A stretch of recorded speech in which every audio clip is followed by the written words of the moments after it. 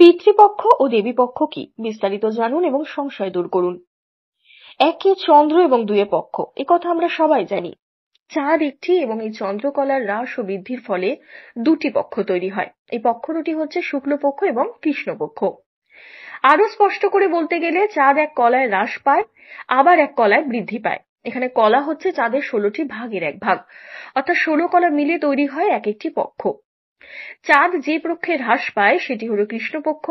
এই পক্ষে চাঁদ ক্ষয় হতে থাকে এবং অমাবস্যায় সম্পূর্ণরূপে অদৃশ্য হয়ে যায়। অন্যদিকে যে পক্ষে চাঁদ বৃদ্ধি পায় সেটি হলো শুক্লপক্ষ। এই পক্ষে চাঁদের আকার ধীরে ধীরে বড় হতে থাকে এবং পূর্ণিমার পূর্ণ চন্দ্রে পরিণত হয়। অন্যদিকে তিথি হচ্ছে চন্দ্রকলার হ্রাস বৃদ্ধি দ্বারা সীমাবদ্ধ কাল, যেমন প্রতিপদ, দ্বিতীয়া, তৃতীয়া, এভাবে পূর্ণিমা বা অমাবস্যা পর্যন্ত এই তিথি বিস্তৃত। এমনিভাবে বছরের 12 মাসে মোট 24টি পক্ষ রয়েছে। তার মধ্যে দুটি পক্ষ বিশেষভাবে তাৎপর্যপূর্ণ। এই পক্ষ দুটি হচ্ছে পিতৃপক্ষ এবং দেবীপক্ষ। ভাদ্র পূর্ণিমার পরের কৃষ্ণপক্ষকে বলা হয় পিতৃপক্ষ বা অপরপক্ষ এবং এই পক্ষের অমাবস্যাকে বলা হয় মহালয়া। মহালয়ার পরের পক্ষকে বলা হয় দেবীপক্ষ, অর্থাৎ মহালয়া হচ্ছে পিতৃপক্ষ ও দেবীপক্ষ নামক পক্ষ দুটির মিলনক্ষণ। প্রিয় দর্শক, আজ আমাদের জানার বিষয় হচ্ছে এই পিতৃপক্ষ ও দেবীপক্ষ আসলে কি। আমরা জানবো কেন এই পক্ষ দুটির নাম এমন হলো, অন্যান্য পক্ষের থেকে কেন এই পক্ষ দুটির গুরুত্ব অত্যাধিক, কেন পিতৃপক্ষে পূর্বপুরুষের উদ্দেশ্যে তর্পণ করা হয় এবং কেনই বা দেবীপক্ষে মাতা সিংহ বাহিনীকে মর্তে আহ্বান করা হয়। আশা করছি পিতৃপক্ষ ও দেবীপক্ষ নিয়ে আজকের এই সম্পূর্ণ আয়োজনে আপনারা আমাদের সাথেই থাকবেন শেষ পর্যন্ত। পিতৃপক্ষ ও দেবীপক্ষ। মহাভারত অনুসারে জানা যায় মহাবীর কর্ণের আত্মা স্বর্গে গেলে সেখানে তাকে শুধুমাত্র মণিমাণক্য খেতে দেওয়া হতো, কোনো প্রকার অন্ন বা জলের ব্যবস্থা ছিল না। কিন্তু মণিমাণক্য যতই মূল্যবান হোক না কেন তা খাওয়ার উপযুক্ত নয়। তাই তিনি দেবরাজ ইন্দ্রকে জিজ্ঞাসা করলেন, হে দেব, আমার খাদ্য হিসাবে এসব মণিমাণক্য দিয়ে উপহাস করার কারণ কি? দেবরাজ ইন্দ্র বললেন, উপহাস নয় কর্ণ, তুমি সারা জীবন এসব মণিমাণক্য দান করেছো, কিন্তু পিতৃপুরুষের উদ্দেশ্যে কখনো জল প্রদান করনি, তাই তোমার জন্য এই ব্যবস্থা। কর্ণ বললেন, হে দেব, আপনি জানেন আমি আমার পালক পিতামাতার গৃহে প্রতিপালিত হয়েছি। আমার প্রকৃত পূর্বপুরুষগণ কারা তার সম্পর্কে আমার বিন্দুমাত্র ধারণা ছিল না। যখন জানতে পারলাম পাণ্ডবগণের মাতা দেবী কুন্তী আমার নিজেরও মাতা, তখন আর আমার কিছুই করার ছিল না, কারণ তার পরপরই আমি আমার নিজের কনিষ্ঠ ভ্রাতার দ্বারা বীরগতি প্রাপ্ত হই। এমতাবস্থায় আমি কি বা করতে পারি? কর্ণের কথার যথার্থ অনুধাবন করলেন দেবরাজ ইন্দ্র। তাই তিনি কর্ণকে 15 দিন তথা এক পক্ষকালের জন্য মর্তে ফিরে গিয়ে পিতৃপুরুষকে জল ও অন্ন দিতে অনুমতি দিলেন। ইন্দ্রের কথা মতো এক পক্ষকাল ধরে কর্ণ মর্তে অবস্থান করে পিতৃপুরুষকে অন্ন জল দিলেন। এভাবে তার পাপ স্খলন হলো এবং যে পক্ষকাল কর্ণ মর্তে এসে পিতৃপুরুষকে জল দিলেন সেই পক্ষটি পরিচিত কাল পিতৃপক্ষ নামে। অর্থাৎ পিতৃপক্ষ হলো স্বর্গত পিতৃপুরুষের উদ্দেশ্যে পার্বণ, শ্রাদ্ধ ও তর্পণাদির জন্য প্রশস্ত এক বিশেষ পক্ষ। সনাতন শাস্ত্র মতে সূর্য কন্যা রাশিতে প্রবেশ করলে পিতৃপক্ষ সূচিত হয়। এই পক্ষ পিতৃপক্ষ, ষোড়াশ্রাদ্ধ, কানাগাত, জিতিয়া, মহালয়া পক্ষ, অপরপক্ষ নামেও পরিচিত। সনাতন সংস্কার মতে যেহেতু পিতৃপক্ষে পেতকর্ম তথা শ্রাদ্ধ, তর্পণ ইত্যাদি মৃত্যু সংক্রান্ত আচার অনুষ্ঠান পালিত হয়, সেহেতু এই পক্ষ শুভ কাজের জন্য প্রশস্ত নয়। যখন কোনো ব্যক্তির মৃত্যু ঘটে তখন যমরাজ সে সদ্য মৃত ব্যক্তির আত্মাকে পিতৃলোকে নিয়ে যান। এই পিতৃলোক স্বর্গ ও মর্তের মাঝামাঝি স্থানে অবস্থিত। পুরাণ বলছে, স্থান কাল পাত্র ভেদে জীবিত ব্যক্তির পূর্বের 3 পুরুষ বা 7 পুরুষ বা 14 পুরুষ পর্যন্ত পিতৃলোকে বসবাস করেন বলেই ধারণা করা হয়। পরবর্তী প্রজন্মের একজনের মৃত্যু হলে পূর্ববর্তী প্রজন্মের একজন পিতৃলোক ছেড়ে স্বর্গে গমন করেন এবং পরমাত্মায় লীন হয়ে যান এবং এই প্রক্রিয়ায় তিনি শ্রাদ্ধানুষ্ঠানের ঊর্ধ্বে উঠে যান। অর্থাৎ তার আত্মার শান্তি কামনার আর কোনো পুনঃ অনুষ্ঠান করার প্রয়োজন পড়ে না। পিতৃলোকে বসবাসরত পিতৃপুরুষগণ পিতৃপক্ষের শুরুতেই পিতৃলোক পরিত্যাগ করে অন্নজল গ্রহণ করার উদ্দেশ্যে তাদের উত্তম পুরুষদের গৃহে অবস্থান করেন। এই সময় তাদেরকে তৃপ্ত করার জন্য তিল, জল ইত্যাদি দান করা হয় এবং তাদের যাত্রাপথকে আলোকিত করার জন্য উল্কা দান করা হয়। শাস্ত্রমতে যে ব্যক্তি তর্পণে ইচ্ছুক হন তাকে তার পিতার মৃত্যুর তিথিতে তর্পণ করতে হয়। পিতৃপক্ষে পুত্র কর্তৃক শ্রাদ্ধানুষ্ঠান সনাতন ধর্মে অবশ্য করণীয় একটি অনুষ্ঠান। এই অনুষ্ঠানের ফলে মৃতের আত্মা স্বর্গে প্রবাসাধিকার পান। এই প্রসঙ্গে গরুড় পুরাণ গ্রন্থে বলা হয়েছে, পুত্র বিনা মুক্তি নাই। ধর্মগ্রন্থে গৃহস্থদের দেব, ভূত, অতিথিদের সঙ্গে পিতৃতর্পণের নির্দেশ দেওয়া হয়েছে। মার্কেন্ডীয় পুরাণ গ্রন্থে বলা হয়েছে, পিতৃগণ সাধ্যে তুষ্ট হলে স্বাস্থ্য, ধন, জ্ঞান ও দীর্ঘায়ু এবং পরিশেষে উত্তর পুরুষকে স্বর্গ ও মোক্ষ প্রদান করেন। তবে বাৎসরিক শ্রাদ্ধানুষ্ঠানে যারা অপারগ তারা সর্বপিতৃ অমাবস্যা পালন করে পিতৃদায় থেকে মুক্ত হতে পারেন। জীবিত ব্যক্তির পিতা বা পিতামহ যে তিথিতে মারা যান, পিতৃপক্ষে সেই তিথিতে তার শ্রাদ্ধানুষ্ঠান অনুষ্ঠিত হয়।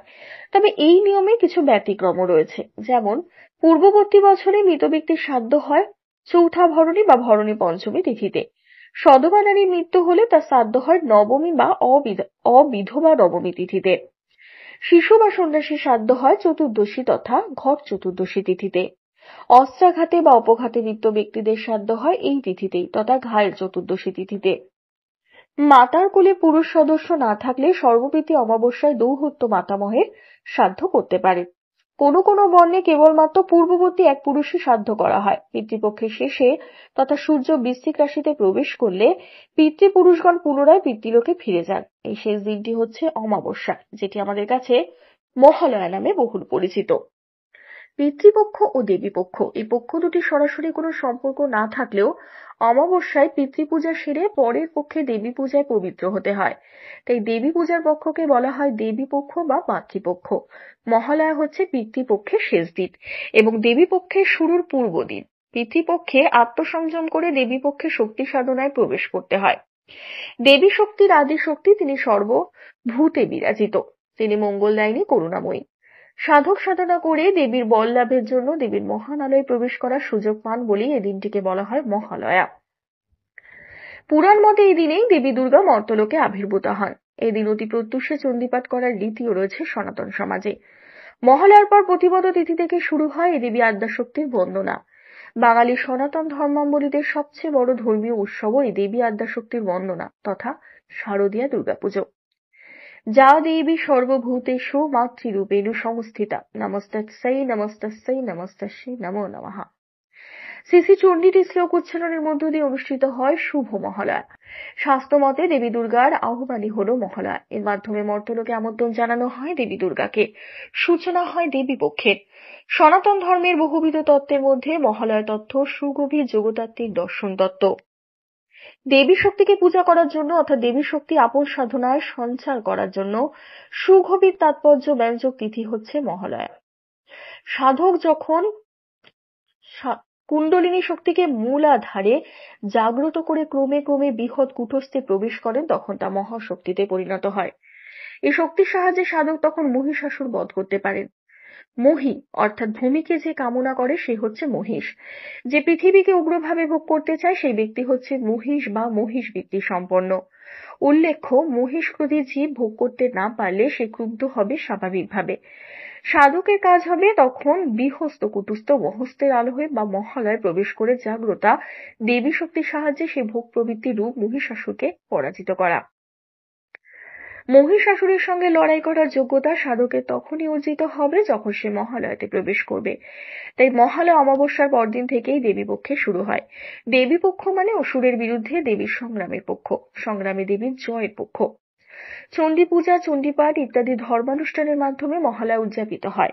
এই সকল ধর্মানুষ্ঠানের মূল লক্ষ্য সাধনার মাধ্যমে মহতের আলয় অর্থাৎ মহালয়ে প্রবেশের জন্য প্রস্তুত হওয়া। এদিন মন্দিরে মন্দিরে বেজে ওঠে শঙ্খধ্বনি। পুরোহিতগণের শান্ত অবিচল ও গম্ভীর কণ্ঠ থেকে ভেসে আসে সুমধুর চণ্ডীপাঠ। এই মন্ত্রোচ্চারণের মধ্য দিয়ে দেবতারা দুর্গাপুজোর জন্য নিজেদের জাগ্রত করেন। তারা সমস্বরে দেবীকে আহ্বান জানান পৃথিবীর ঘোর অন্ধকার দূরীভূত করে মঙ্গল প্রতিষ্ঠা করার জন্য। মহালয়া সূচিত হয় ঘোর অমাবস্যায় এবং দেবী আদ্যাশক্তির মহাতেজের আলোয় সে অমাবস্যা দূর হয় ধীরে ধীরে।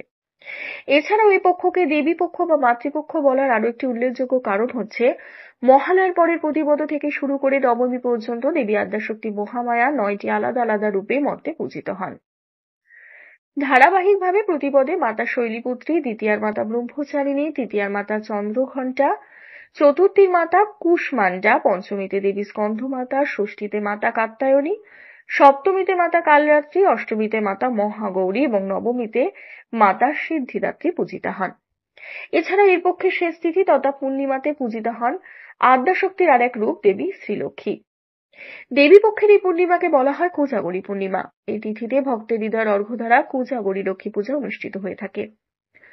তবে বাংলা দুর্গাপূজার সূচনা ঘটে ষষ্ঠী তিথিতে এবং শেষ হয় বিজয়া দশমী তিথিতে মাতৃ বিসর্জনের মধ্য দিয়ে। কিন্তু ভারতবর্ষের বিভিন্ন প্রান্তে পুঁথিবত থেকে দুর্গাপুজোর শুভ সূচনা ঘটে। আশা করি এতদিন ধরে শুনে আসা পিতৃপক্ষ ও দেবীপক্ষ শব্দ দুটি নিয়ে আপনাদের মনে আর কোনো সংশয় রইল না। ধন্যবাদ।